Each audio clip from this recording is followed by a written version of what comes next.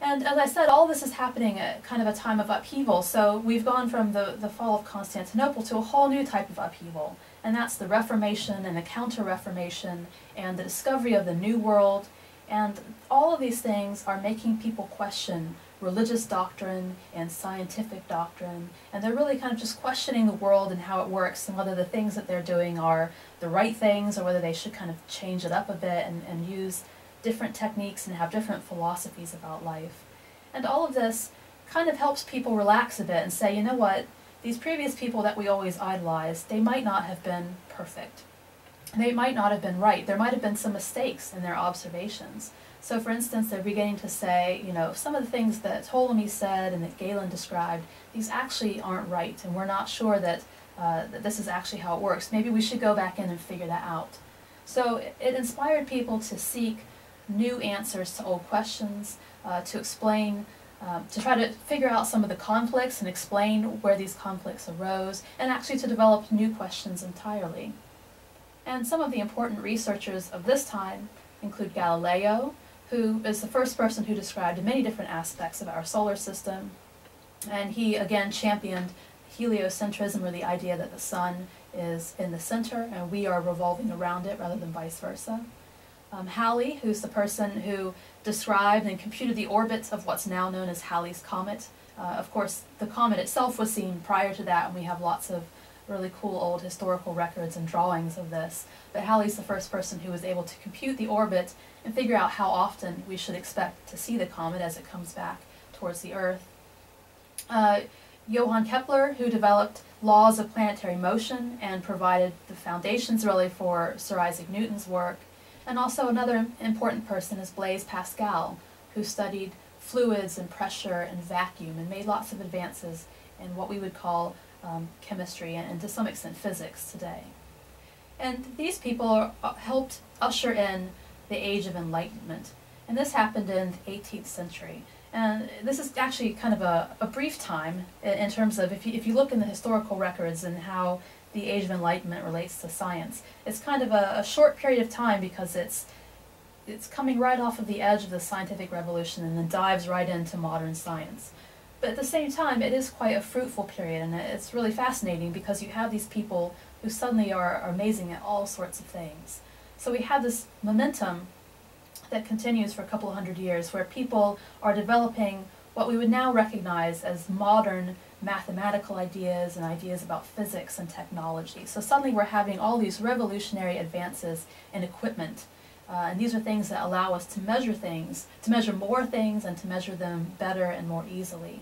And of course, when you start to measure things, for instance, if you're looking through a microscope and all of a sudden you see little tiny critters that are floating around, then all of a sudden, you know, that changes everything, because now you suddenly know that there are all sorts of little organisms out there that you never saw or even knew about in the past. And so this has huge impacts on philosophy and religion. You see atheism becoming much more common. There are lots of effects even of all of these things cumulatively on politics. And one really important Enlightenment era thinker was Ben Franklin.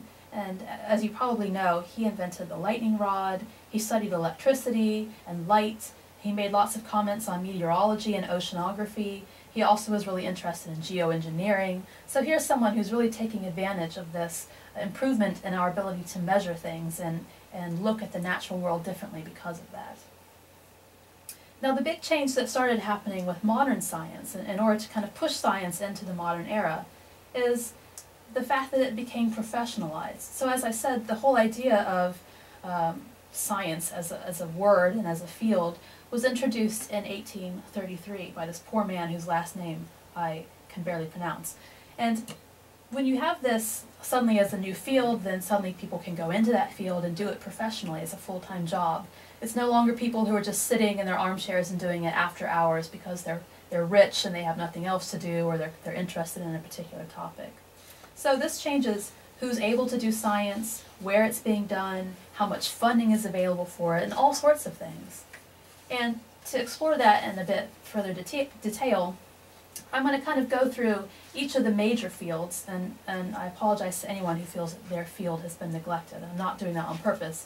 It's just that it's kind of easy if you break it down to little chunks and go through things bit by bit. So if you look at the field of physics, for instance, we have people like Faraday and Ohm and Maxwell, and these guys are studying electricity and magnetism, and they're discovering that some of Newton's theories were not all correct in all circumstances. And so that opens the door to people like Max Planck and Albert Einstein and Niels Bohr, who have to develop these really amazing quantum theories in order to explain the observations that we're making about the world and the universe. And that eventually leads to the development of the Big Bang Theory by Georges Lemaitre. Now, of course, physics is in many ways linked with chemistry, and interestingly, chemistry was not officially distinguished from the field of alchemy until 1661. So people who were obsessed with taking whatever and turning it into gold or some other very important metal that they could get money from. So this distinction finally emerged in 1661 when Robert Boyle said, actually, there's this whole other thing that has nothing to do with trying to make gold and precious metals. We just are interested in studying elements, although he might not have called them that at the time, and figuring out, how these things interact with each other. And Antoine Lavoisier is the person who's known as the father of modern chemistry.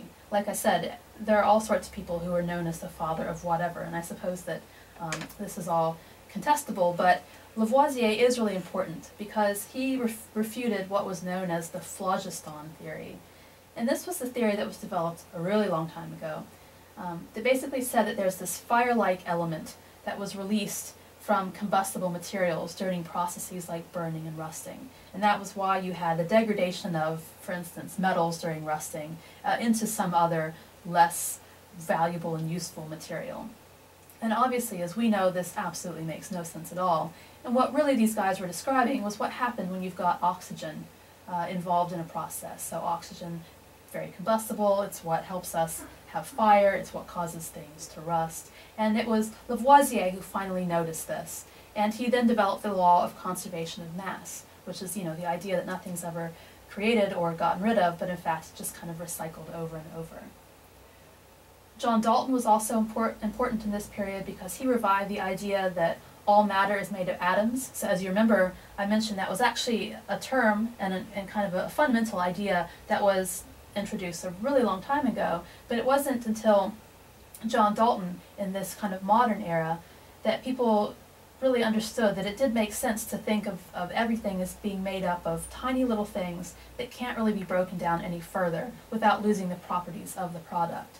Now, of course, we know that there are things that you can split atoms into, but the kind of fundamental idea remains the same, is that there basically comes a point when you can't develop something into an even further, a tinier bit. A name that probably everyone will recognize is Dmitri Mendeleev, and he's responsible for the composition of the periodic table of elements, and this was based really on Dalton's discoveries. So here we have an instance of where developments by one person were really helping advance other people's ideas so that they could then make their own contributions. And as I said, there is this link between chemistry and physics, and people really realized this because they understood how these interactions between atoms and really tiny things were driven by the laws of physics, and how that then had an impact on the chemical properties of certain materials. And so we have this integration of physics and chemistry happening, especially in the early part of the 20th century, where you've got researchers like Linus Pauling, who wrote The Nature of the Chemical Bond. And these are the developments, and this is the recognition, that helped allow us to eventually study and model DNA.